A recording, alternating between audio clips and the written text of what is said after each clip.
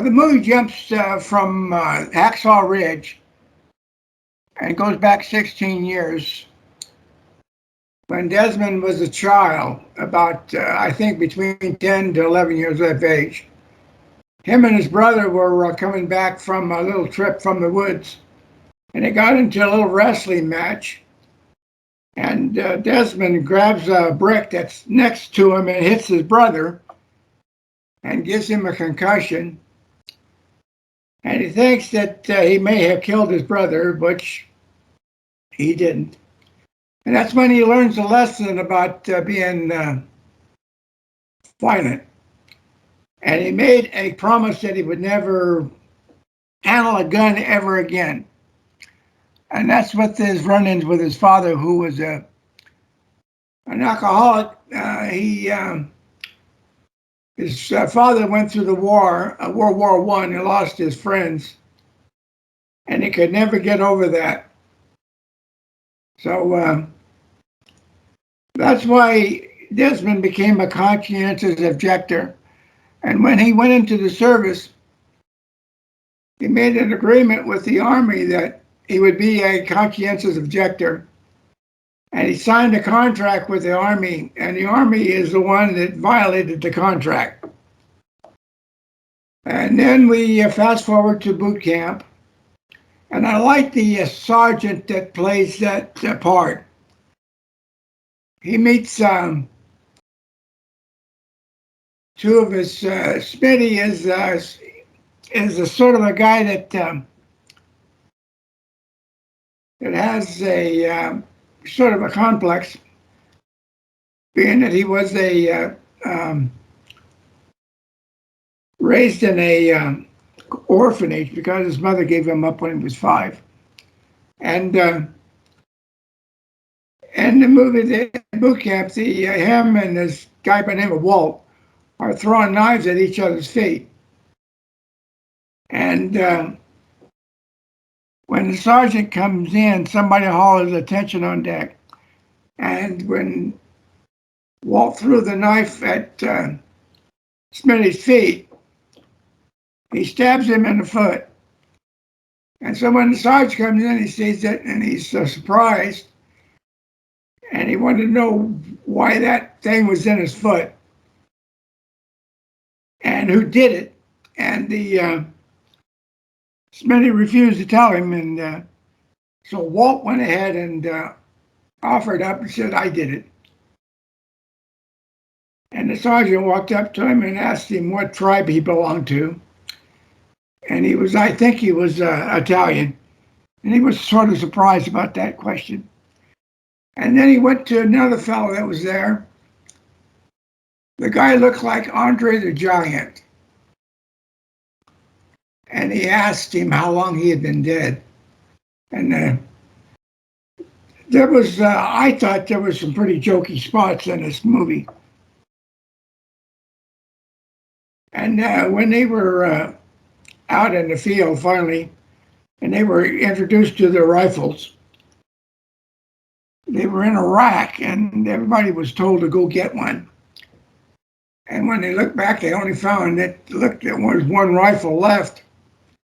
And the sergeant looked around to see who was missing a rifle, and saw it was Doss. And he asked if he had a problem. And that's when Doss said, I joined the service as a conscientious objector. So they both, him and his lieutenant, who was in command of his platoon, went after him to try to drive him out of the service. And in the court martial, just leaping forward,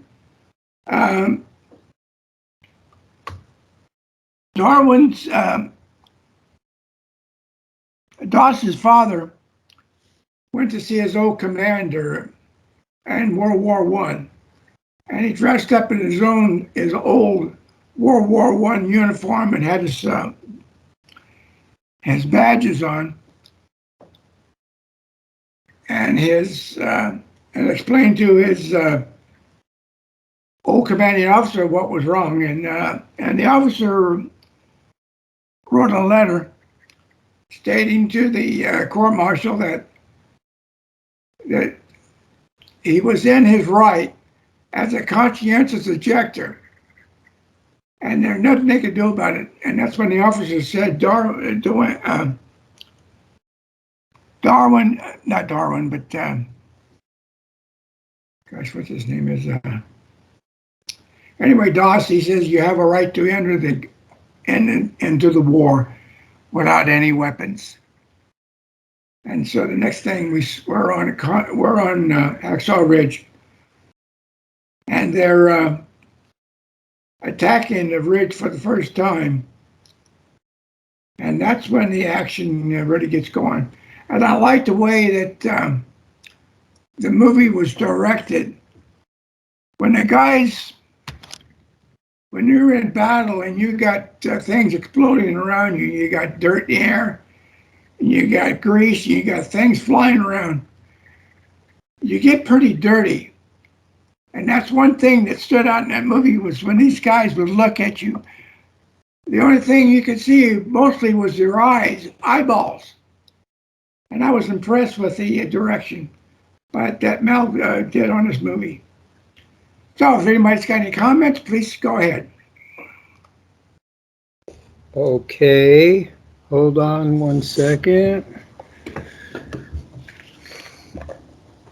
I'm moving my base camp, and making sure that all my personal soldiers, and I've got my my balls are in place, ready to fight the war. And we're all got to become heroes one time or another. I forgot one of my weapons. Hold on, I'll be right back. I need it moved on completely to the next station. So this movie is called Heartbreak Ridge, or actually, what is the name of it again, Ronald? Hacksaw Ridge. Hacksaw Ridge. And I think the movie you're referring to is Clint Eastwood. It was one he made back in the 80s. Heartbreak Ridge. Heartbreak Ridge. Yeah, that's probably it. That is it. That's where they invade Grenada. It's possible, yes, something like that. But that was under Reagan when he was president. Okay, I'm looking for this title in the Mel Gibson filmography, and I'm going back. It's in the 80s, would you say, or 90s? It was about, I think it was around 2004, I believe. 2004, okay. Let's see, because I still haven't found the title. Now, We Were Soldiers was made in 2002. Is that actually the movie you're talking about? No, that's the first movie that Mel Gibson made. He directed and played in it. The first war movie he made. Yeah, it was the first one, the first actual battle in Vietnam. Okay. That they fought with helicopters. Transported them in helicopters. The curious thing about it is, see, I can't find the date and the title in any of these movies that Mel Gibson made in the years 2000 and after, or before that.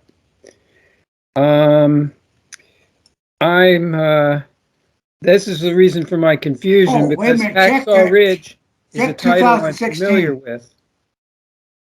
Check 2016. 2016, okay, no. Well, we got Saving Private Ryan, we got Midway, we got... well, yeah, sure, there's tons of movies. There's other kinds of movies that were made during that time, which are supposed to be autobiographies of the events that took place, true events. Right, I'm just not finding the... Iwo Jima, that's another one that Clint Eastwood did. Which one? Iwo Jima. Well, yes, there are numerous movies of this kind, and there's one I know, which I'm not coming up with the title, that I wanted to share about all this heroism. We Were Soldiers is another one, of course, by Mel. There's a strong current of heroism and sacrifice. Now, that is a key issue in this movie in the Philippines about the man who went up with the rest of the platoon and group over this very steep cliff, something like the Guns of Navarone climbing up, which they did in World War II, up this steep cliff to get to the base where they had these huge guns that were overlooking the ocean. And that's on the Atlantic side. Yes, it is. That's during the Normandy invasion. Right. Yeah, that's when the Rangers went up the cliff. All right. So in this movie in the Philippines, the soldiers attacking the Japanese in the Philippine island climb up ropes and go over this cliff and attack and get attacked by the Japanese defending.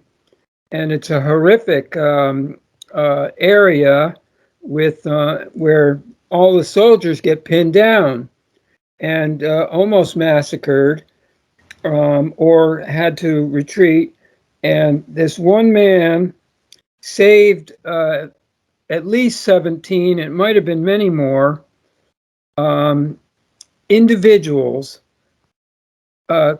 going at enemy fire, heedless of his own concern, and saved all of these men, pulled them at the cliff edge down the cliff by ropes that he held on to while he lifted them down the cliff to the ocean sand beach below, and did this for a very long time. And it's spectacular because it's an absolute true story. And this man is maybe not still alive now. He might have just passed recently, but they made the movie in the last few years, and it's very, very dramatic and special heroism. And it indicates what some people can do when they put their mind to anything that they want to do and are going to get done. He crawled in the dirt on the top of the ridge and all of these different things. I think he might have been a part medic. And that sounds like Hacksaw Ridge, because Desmond brings down 75. 75. All right. Hacksaw Ridge. Hacksaw Ridge. That is not Mel Gibson, I'm got to say. It's not Mel Gibson. Hacksaw Ridge is directed by Mel Gibson. Oh, directed by. All right. Well, let's look and see what it says for him as director. I should be able to find it. There it is. Okay. See, I was looking under actor. And that's the reason for my confusion. All right. We Were Soldiers was the last one that I know he played in. Right. But he did, he really makes some good movies. Of course. They were really, really realistic. Yes. Apocalypto is one where he made about the Native Indians in South America or Mexico, and how they sacrificed each other or their whatever, and they attacked tribes in the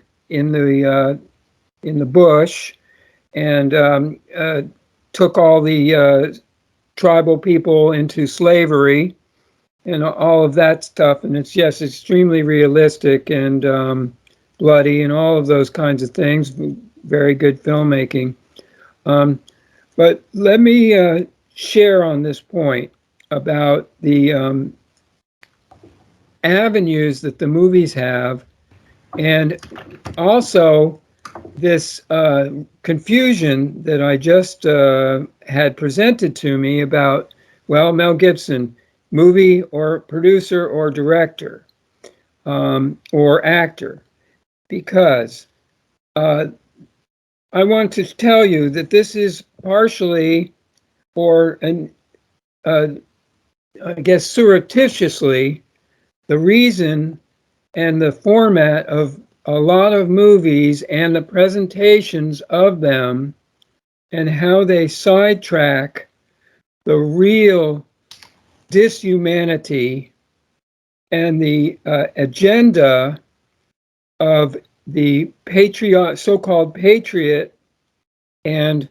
that is of the government business control organization that is behind these movies and behind all of the human violation that they actually represent, because none of these things are really supposed to be happening.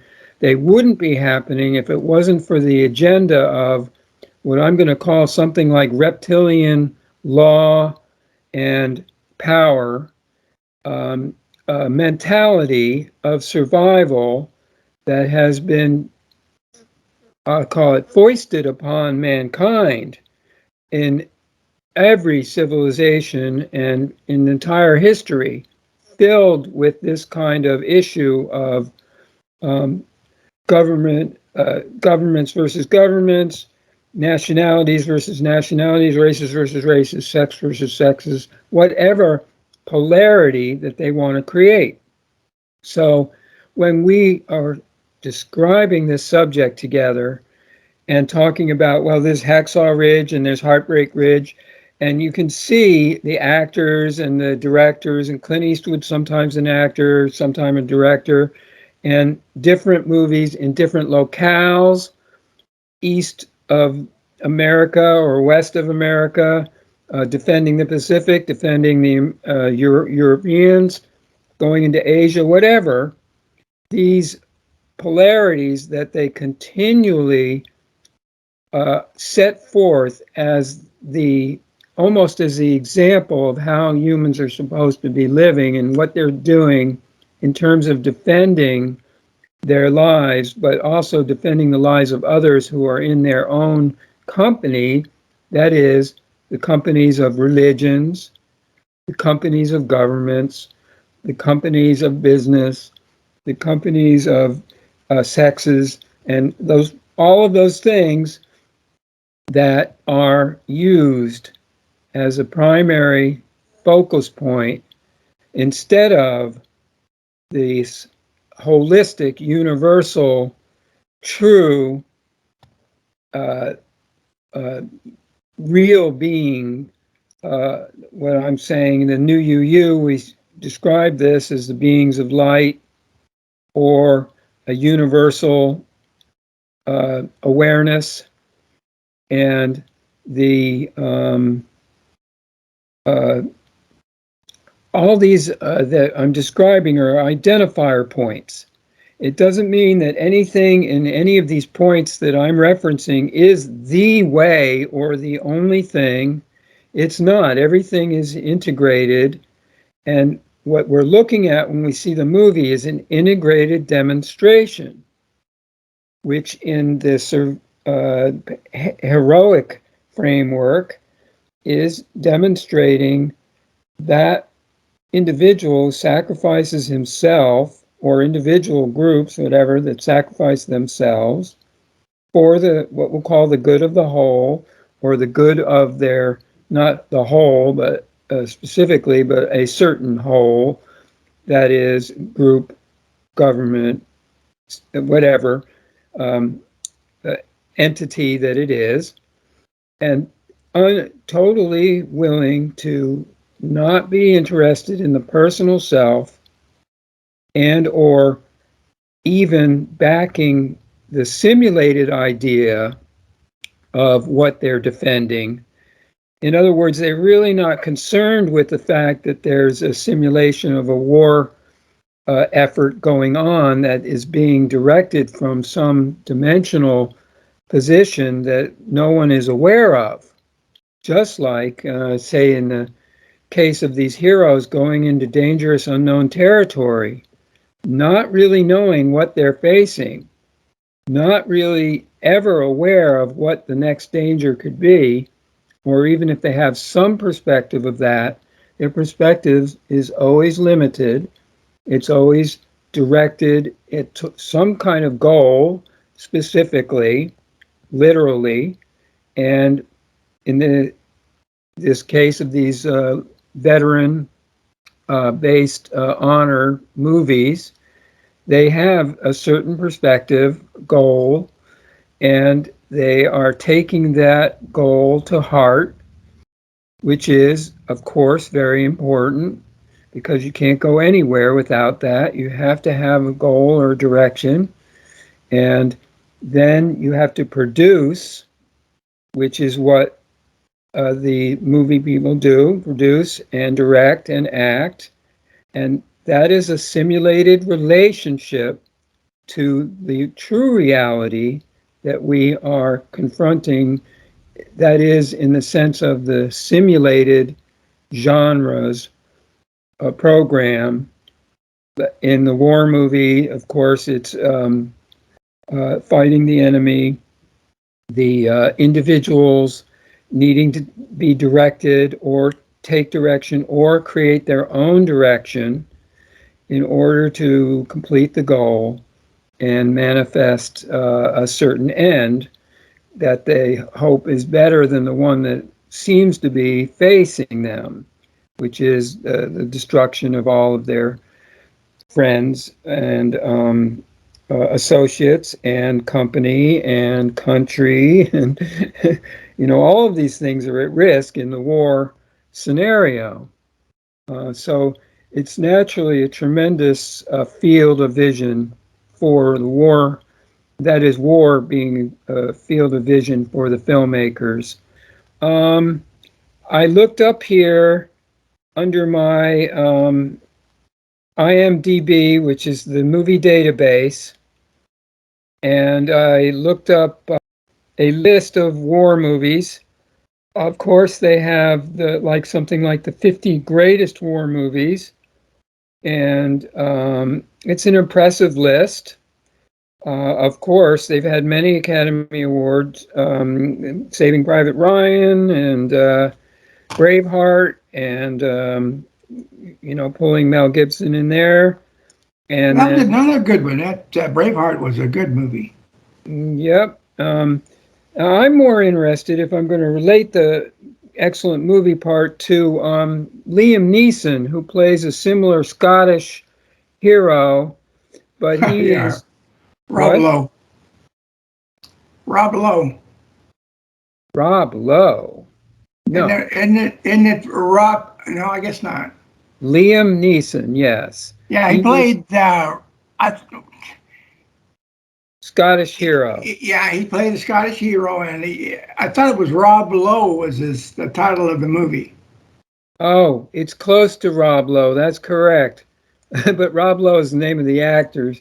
So, again, that's a good point, because I want to say how, as an example, how easy it is to be distracted and or confused by the media and its presentation, which makes it look like, as one example of how they make famous people patriots, as an example, The Godfather and Marlon Brando.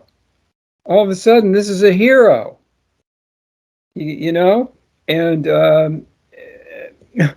and it's like they say, that's a movie about bad guys, and people have to follow what their family's telling them to do, and or people have to take charge and protect their family and secure their futures financially, and therefore they can rob and steal and kill, and it's kind of okay.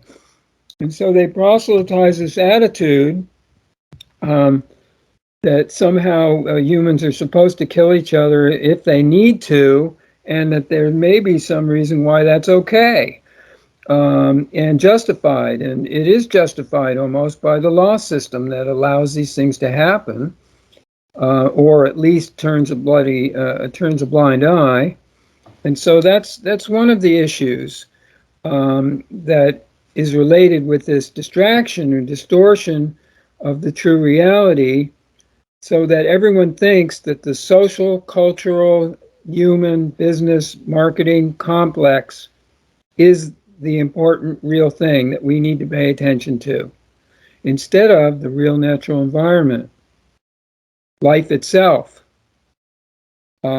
securing and supporting each other in a whole way, not we're fighting for the control of the environment because these other guys are doing something that maybe they're not supposed to do, or definitely not supposed to do, and the devotion idolizes or patriotism of those countries, which they promote, and America promotes ad nauseum. And I'll finish my statement on this with the I'm going to use the T word, which is what I call it, and that's TRUMP, because every day that I click on the Microsoft for the internet, the news is there in the news feed, and it always is a picture of Trump. First thing I see, every time. It is mind-blowing. The man is not even president now.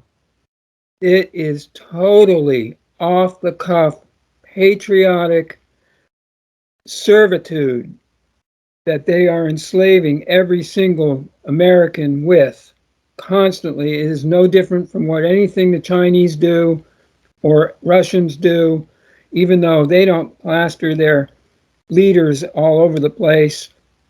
And as a matter of fact, most of them want to hide and not be seen. And at the same time, it's not to put the thought that these persons are the ones that are the evil, and they are the primaries, and we need to attack them and go after Mr. T or Ice-T or President Pope Francis, or you see what I mean?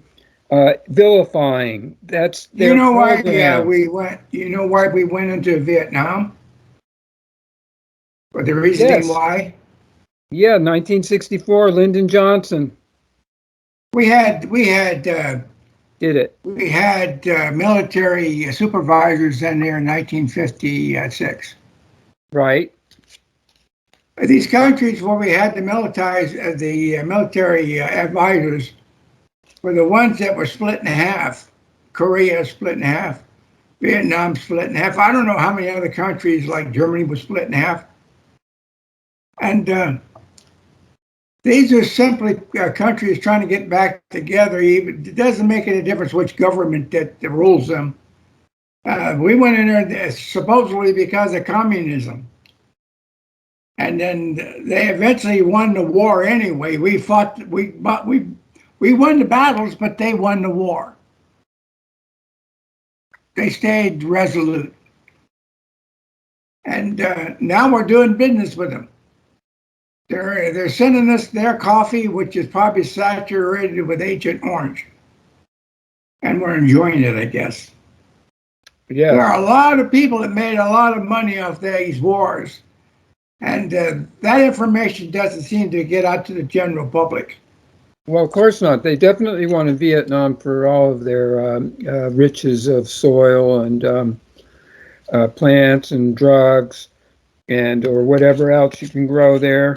The Golden Triangle, they were producing narcotics, and the CIA was flying that stuff back, and they would hide those narcotics in the bodies of our boys that they would bring back in caskets. Sounds like a good topic for another movie. Well, it's a good topic anytime. But they are trying to avoid movies like that. And my point is also, in this way, I know a large number of movies that I love that I know they are suppressing, and they're not, and many of them are ones that, although they don't directly attack the social cultural institutions, what they do is present these issues in the subjective way instead of directed way, objective way, and where all the detail just about the war and the fighting, etc. And as an example, Emerald Forest is a movie about a engineer in South America who builds a dam. He loses his son into the wild, and 15 years later, he goes into the woods to find him, into the jungle. And at the end of the movie, he cooperates with the Indians, and they create a rain that destroys the dam, because he realized that his building the dam is a bad thing for the environment. Now, nobody sees this movie. It's got naked local natives all over the place, and it's a tremendous movie. It's actually a Disney movie. But the point being, again, one of these heroes, or the heroism that someone sacrifices themselves for, at the same time, they're sacrificing not for this cultural war machine or other economic machine. Instead, they're really sacrificing their economic and or cultural position in order to be universally beneficial, producing something or doing something beneficial instead of harmful to the environment. So another way that they confuse this is what we call global warming, which is, in fact, I think that the real term they should be using is global harming. And that is the issue. It's not about whether we're overheating the environment, and yes, there are all these other issues going on, carbon emissions and carbon burning or lack of, and et cetera, et cetera. The point being, we have to recognize what's real and not the cultural icon system, because it looks to be very clear that we are unable to change this military industrial mindset or the reptilian law control domination, which is what I relate that to the law system, because it's clearly a one-sided point of view that they defend, and they claim that it's patriotic or it's loyal governmentally, it's honest to the constitutions or the declarations of whatever the government puts forth, but actually these are all means of control and domination and monopoly, and their point of view is no more valid than the other side or any other point of view, except for they are motivated to defend that point of view, which means that the judges, as an example, can break the law or change the law to fit their interpretations. Yeah, they're legislating. And it's not, and the only place only group that can legislate is Article 1, not Article 3. That's the same thing with these grand juries, these county grand juries. The Article 3 is taking over control of them, and they were not created under Article 3 or 2 or under Article 1. They were created completely separate, and they were supposed to be separate. But it's like The mantra they're putting out right now is that the Constitution is a liquid form, and it just whichever way you want to interpret it, we'll interpret it that way. And that's the kind of stuff that we're coming up with today. They're violating the laws. The Constitution has only one reason to be there, and that's to govern government and keep control of them and let you and I know what those laws are. It's to inform us, not to uninform us. Yes. Whatever you want to say that word. And that's the problem with today. They control the news. Well, that's always been the problem. They control the damn news, and as long as they do that, they've got us. That's right. So in the movie sense that you're describing, well, they sort of break that pattern by giving us at least a movie to look at, and to it's true, break the monopoly that they have on the news. Because no matter who we elect in office, they're always corrupt. Yeah, in order for them to be elected, they have to be corrupt because they're following law that's transpired to enforce that illegality. Well, that's why they're voted in office. That's why they're elected. They're the criminals that are getting elected, and that's who the bankers go after. They need people that they can control. And you control the people with the money, they control everybody below them. That's right. That's how the system works. Now, let me relate this to the movie, Ron. Can I call you Ron also? You can call me whatever you want. Okay, gust of wind, here it comes. I like that. The new gust of wind. Well, in Germany, it's pronounced Gust. Gust, yes, okay. If you're in Germany, but we're not in Germany. And you pronounce it Gust. I just pronounce it Gust. That's the way I've always heard it. Right, Gust with a T. Cool. Yep, gust of wind. Well, it's possible, that your last names are extensions like Adamson and Williamson and Gust with a T. So he said, okay, that long last name in German was Gustenberger. And so we can't write that down on the immigration paper. So it's going to be GUS and UR, and we'll give your initial T or whatever. It might have been Gustenberg, so they just shortened it to GUST. Augustus, it could be anything where they've shortened it. Mm-hmm. And that's just a normal thing they do because my grandparents were German-Russian. Right.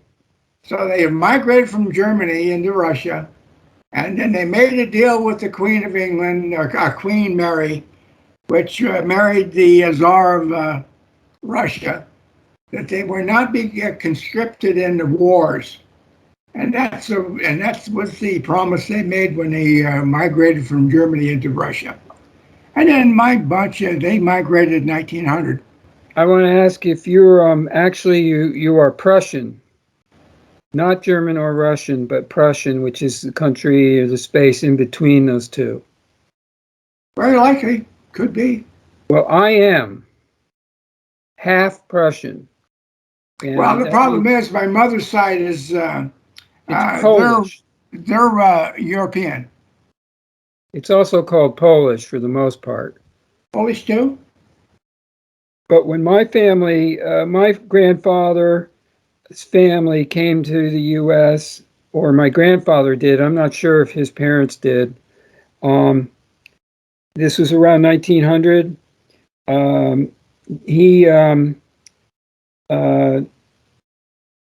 Well, they changed their name to Adams, but they come from Prussia, and they left Prussia because of the persecution by the Germans. And it's actually Polish. And so that's that historical package. And there's in terms of the wars, and maybe one reason why you have a certain attention on these things is because your family was also got the persecution, and Mel Gibson is an example. Mel Gibson is Jewish, correct?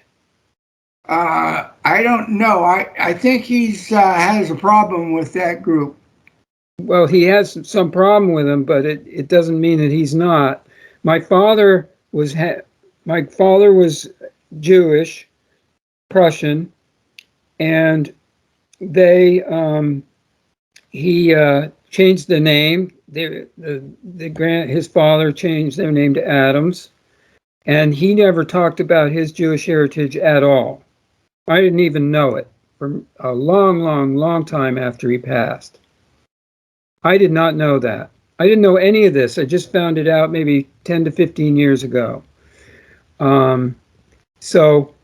Again, it's certainly not unlikely that some of the history is hidden, but also the thing that you want to perhaps know is that their history is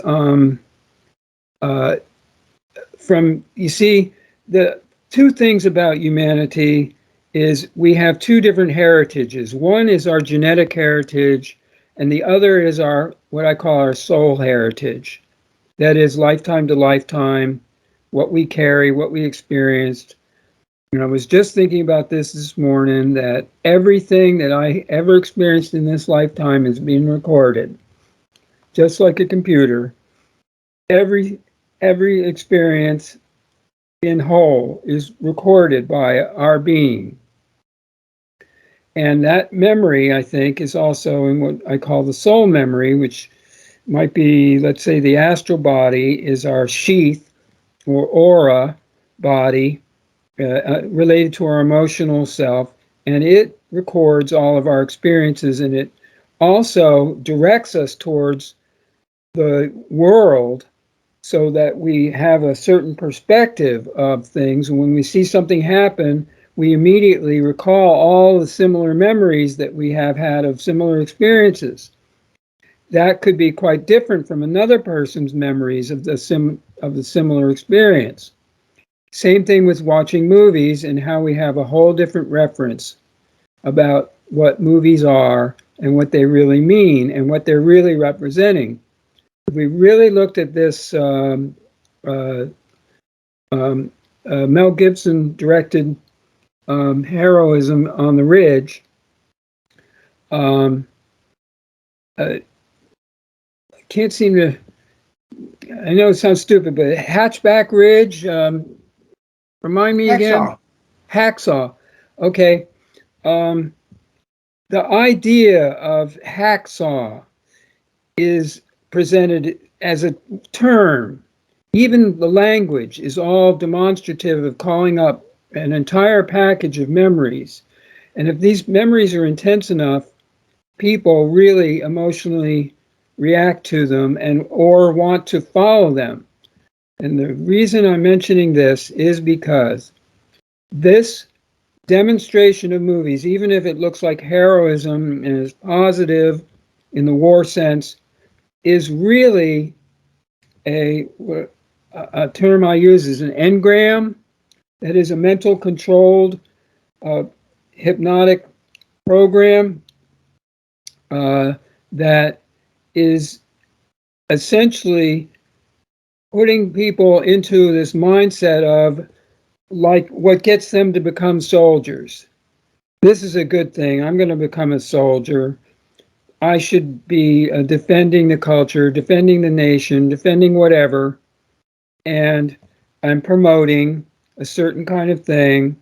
So, I should be proud that I went to Vietnam or wherever, which I did not. And I don't think I've been in a huge amount of wars, but we all have in our history. In Vietnam were, they had to go. They had no choice. I know. They weren't volunteers. I was that age, yeah, I know. Yeah. I was 20 years old in 1970. You what? I was 20 in 1970, right? I was right there. But I didn't get drafted. So I didn't have to go, and I wouldn't have gone if they drafted me. Well, a lot of these guys who are conscientious objectors, they went to Canada. Yes, I know. Yeah. Some did. I don't know about everybody, but Well, if I had got, that's the position I was in 1958. We had to draft, and that's why I joined the Navy, because I wanted to right. pick where I wanted to be, and I didn't feel like crawling through a bunch of mud and dirt and Yes. snow. Were So you in the Navy in the Vietnam War then? well, I was out before the Vietnam War started. We were preparing for the Vietnam War. Right. That's I got out in '61, and the war started technically in '62. But we had observers in there in '56. Yeah. You We were already at war in '56. you could see them gearing up for war, just like Oh you can yeah, see what they're doing with their gearing up for COVID and gearing up for whatever other agenda they got coming. And all of it is always in a prep. They are objective. They have a focused objectives and they're carrying them out. And it's absolutely true. The war machine, or whatever other terms of what they call rage against the machine, is a very real thing. And that's why, okay, I got an example that I gave about the Mr. T. Um, Seeing him every day, that triggers something in me that is almost warlike, and that's their purpose. They have an agenda of continually pushing forth these images, which they know triggers everybody off and gets them to uh, be motivated in different directions, whether it be, I'm going to take the vaccine and anybody else who doesn't is bad, or the other side, I'm not going to do what they say, and therefore I'm not a patriot, but actually I am being truly patriotic, or something like that. It doesn't matter, whatever position it is, it's always just a polarized viewpoint. And that is what we want to become aware of, because we don't need to defend our own opinions, whatever they are. And at the second point, we don't really need to act out all this emotional and mental control program agenda in any way, shape, or form, because this is actually, that's there are lots of terms for it: reptilian law, control, the dark force, uh, mechanism, or leaders. These are all just secondary terms to describe this whole thing that we're really facing all the time as a whole. And if we actually looked at it from that point of view, the holistic or universal, and get that we're not going to go into this separatism, isolated, insulated, or confrontational, polarized. It's one, two, or three. Pick your choice, because it doesn't matter. All three of them are really very possibly manipulated. Our human point of view would be one. Our cultural, social point of view would be another, and then we'll call it our religious slash spiritual, or I actually think that the spirit that they call that is what we call the mind, psi, or mindset level. And these three are what is being manipulated: the physical, the emotional, and the mental, from the fourth dimension, the next dimension, which is that aura that surrounds this level, that most people say, well, it's probably there, but they don't really think that they don't see it. So in a movie, we get at least that dimensional experience, because we can incorporate all of this, the mental, emotional, and physical experiences, into a whole set. That is what will make a movie great.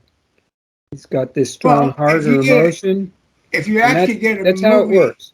if you actually get a movie that'll get you to think, that movie will be demonized.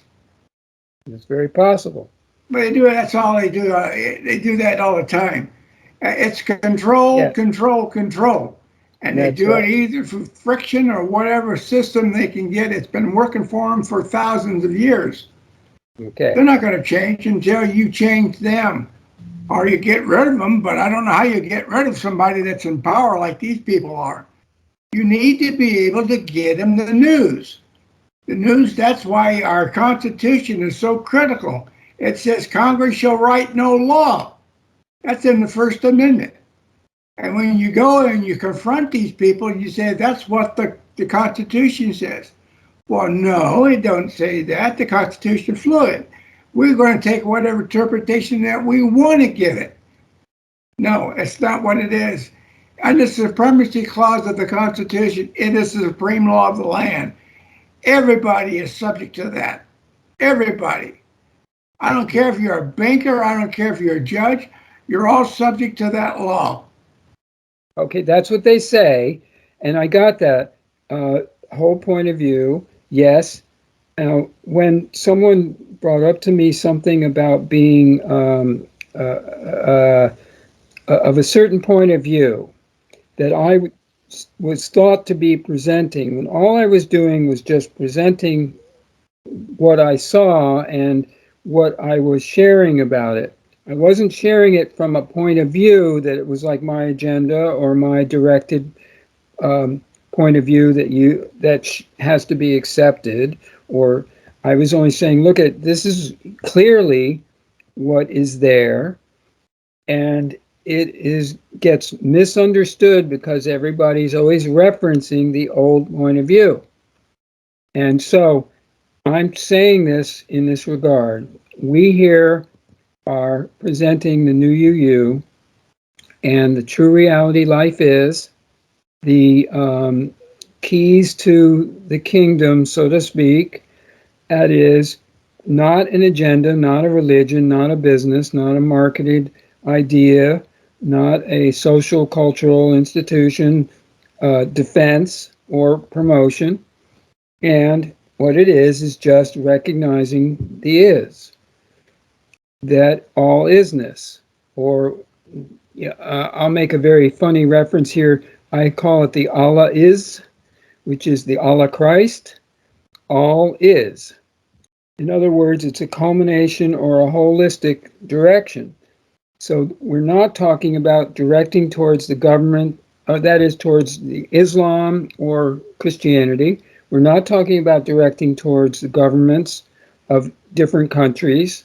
We're not talking about this, the personal versus the cultural or racial, cultural, racial, social group. If you try Anything. to put this on the news today, it would be thrown out right now because you're giving people hope and you're giving people what they're never hearing, that there is a higher, there are higher worlds, whatever definition you want to put to it. There are 14 different heavens, and these people aren't getting that information. Yep. I asked my neighbor across the street how many heavens does he have, and even in his teaching, he says one. I said, well, if you read your Bible and you read the Revelations written by John, you have 3 heavens. Right. And if you can have 3 heavens, you can have 14 heavens. And that information is painfully missing, and they're not going to get it because that's information that the overlords do not want you to get. That's total freedom, and they're never going to get that. My hair's standing on end, okay? Yeah, I see that. All right, I'm making fun with it, but I want you to know, because we're here at 2:02, and the point is very important that we have identified this, and yes, you could say it's important that we get our thing out to them in their medium. Nonetheless, the real thing is to just be with the real thing and work with the real thing that is all isness, and here we are. That's all. It's simple. So here's my example. Just now, because we usually end these with the new you, I'm going to do it a little bit different, and then we can continue if you like. But what I'm going to say is, okay, I want you to breathe and in and out with your breath, just like an ocean. And you can make the new you in silence or under your breath or over it, whichever. And we'll just do that for like real short, like 10 seconds or so, okay? And you'll see a difference immediately.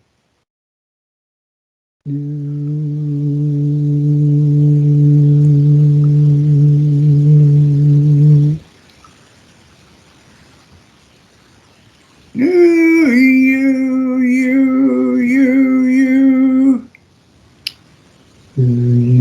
beautiful. Did you feel that? I did. I feel the tingling in my fingers. Yeah, something like that. That's a good description. It's You really know, something. I'm looking at Yeah. your background, and I just noticed that that's a lake. It's an ice lake, right? That's a really nice picture. Yeah, it's one of the automatic backgrounds they got, generic background. Partially, it looks like when you come in and out of your screen, it looks like one of the trees is raining. Because it's my background, I guess. It's my background that's flashing in, kind of looks like rays of light, almost, but they're purple and lavender in my screen, what I see.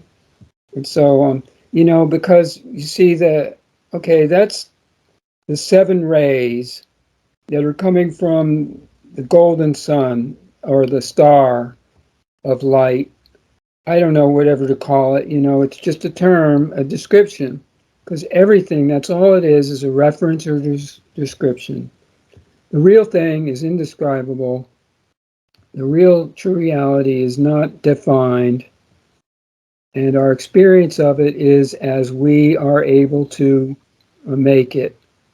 And this is really a key. Just like I say, a hero in these movies.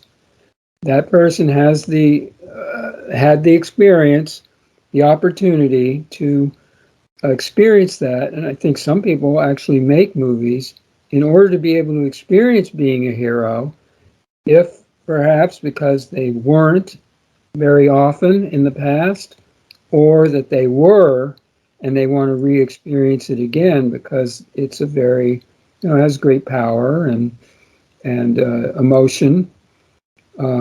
Their memories are locked into it, and it has deep meaning. And that's something that we can do with these reel-to-reel shows also, actually.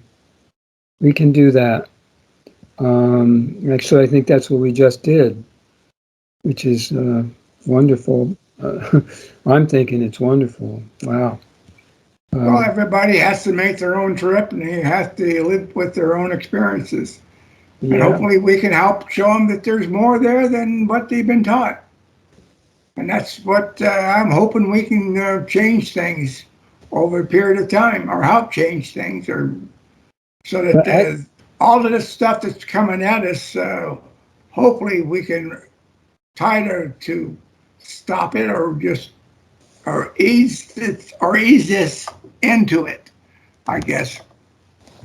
I'd like to say that there's a experience of your heroism just by doing this, but in the second sense that you can create yourself within the true reality, and your body condition and all the rest of that does not matter, and you will see that more and more. We all will and do, and you want to get all the way over to wherever that is, and stay there. Let's say I'm giving you the one eye with the blue.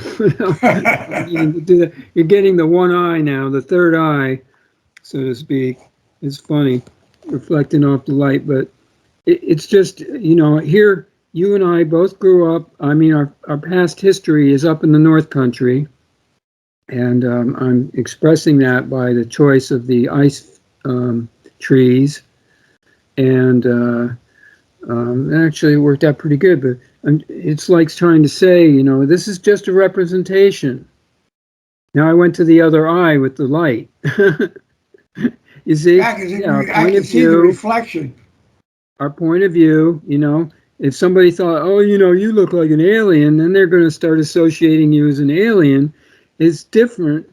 And the problem is that the people get locked into that point of view, whatever they've accepted, and it's very hard for them to release it. And to go into the advanced, direction, everybody's, and you're like we're saying, yes, they are being constantly triggered to go back to past history and past events in movies and other forms of media program, which is natural, because you need to find out at some level where you came from, actually.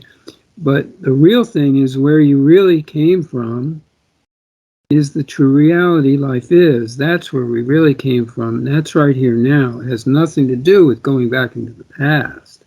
That only helps us to see that we're these beings of light, that where we came from is. And so the movie is a movie, heroism and so forth, is the presentation again of this self-same, we used to call it, with the self-realization idea, which is no longer necessary. But the idea is still gives some form of a direction towards, yes, you're trying to pull in that whole universal being of yourself and be in it, be of it. Just that's it. And we have our choice then, what we're going to do, how we're going to fight the war or not fight the war, how we're going to live and not live. And I think this year is very important, because a lot of people are coming up against this choice. They see that all the old stuff is more or less caca at this point. It's gone through our body system. We ate it, we digested it, and now it's getting through to the passing out stage. And it's either that or, well, I'm going to go back and have another meal, but the meal isn't as tasty as it used to be. And we better be ready. We better be ready for the next 3 years. There's going to be a lot of changes. And I hope people just... being ready. We need to be in advance of it in our own self, in our awareness. Otherwise, that's what I mean. Your lifestyle there where you are is not going to change that radically in the next 3 years. As a matter of fact, I think that even though there's going to be financial et ceteras all going on all over the place, in the fourth year, which is also with the election in America, there's going to be a very great issue about this. And at the same time, my attitude today that I thought of was this: I don't care about it one iota, and I don't want to talk about it. I don't want to hear about it. All of it is caca.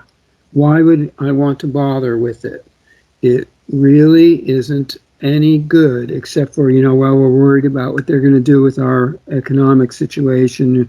Are they going to pay me my Social Security, or whatever odd idea that we have about how it could affect our livelihood or survival? I understand that.